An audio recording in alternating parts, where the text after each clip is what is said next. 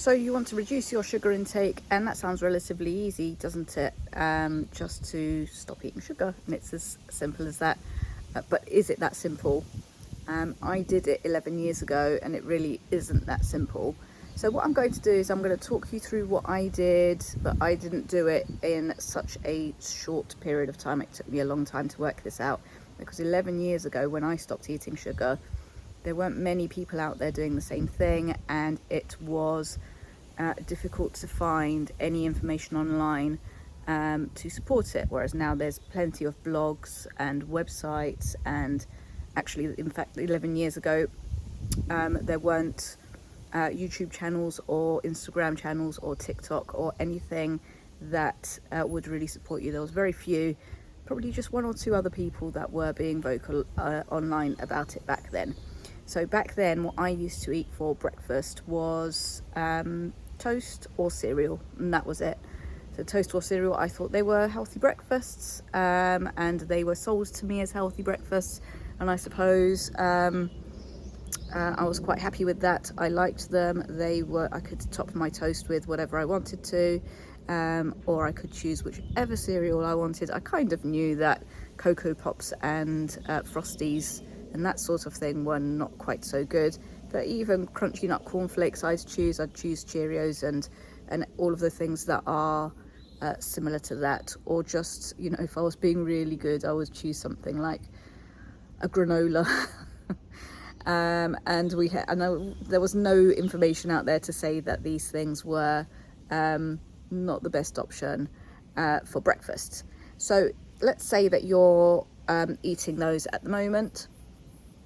I would say that you are best placed, if you want to reduce your sugar intake, lower your overall sugar for the whole day. I would start at breakfast, and I would swap it out to protein-rich breakfast. So for that protein-rich breakfast, you could have, let's say, one of two things. Eggs, which is brilliant. So you could have any form of eggs, cook them however you want, more than one. So daily, I have 4 eggs. And things just don't go quite as well for me if I miss that for any reason. So 4 eggs daily, nice and high in protein and loads of nutrients in that. So that's what you could have. So you could have an omelette, you could have scrambled eggs, you can hard boil eggs from the day before and just eat those.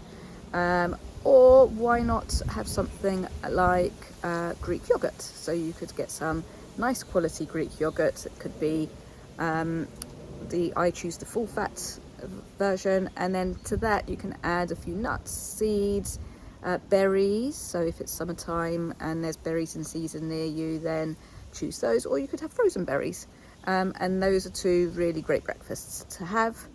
If you've had a really good amount of protein at breakfast, hopefully you will be able to get right through till lunch, and if you can try and do that's brilliant. I used to look forward to my morning snack. Morning snack would have been some pastries or biscuits. So let's try and avoid that. Going straight to lunch. So my old lunch would have been, now I can tell you what I had at secondary school every single day. So that was a long time ago. That would have been a tuna and sweet corn sandwich with a double chocolate chip muffin and a carton of strawberry Ribena. So that was my lunch back then. Sounds all right, doesn't it? Especially in the 1990s, sounded fine, sounded quite healthy. But no, it really wasn't. When I was older, so as a full-fledged adult now, we're talking in my 20s and in my 30s, I would have definitely had a sandwich. I would have chosen something along the lines of a meal deal, and I would have had maybe a cereal bar. I would have had probably a juice or a water. I've never really liked fizzy drinks, so that's why I never chose those. And I would have had a sandwich. So it was still quite sugary.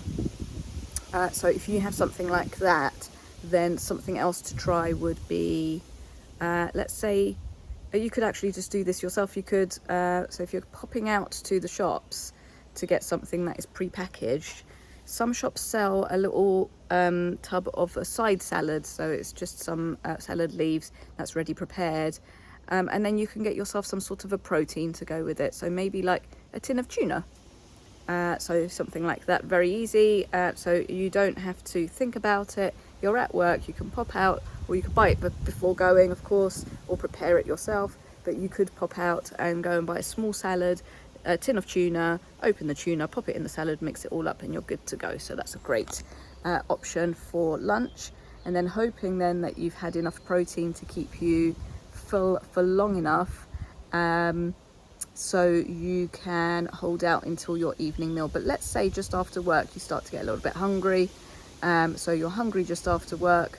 A good option to have then might be some nuts, olives, maybe have some celery and carrots, a bit of cheese, that sort of thing. Or you could make a little plate with a few of those things, so then you've got that. This notorious time is just after work, but before there's any evening meal to eat, to snack on those kinds of things, because then you're still getting some nutrients into your body and they're fairly low in sugar. And then your evening meal, when it's ready, could be something as simple as let's say you can grill or air fry some chicken thighs. Let's say chicken thighs. You could add some flavour to it, and then have some broccoli with it.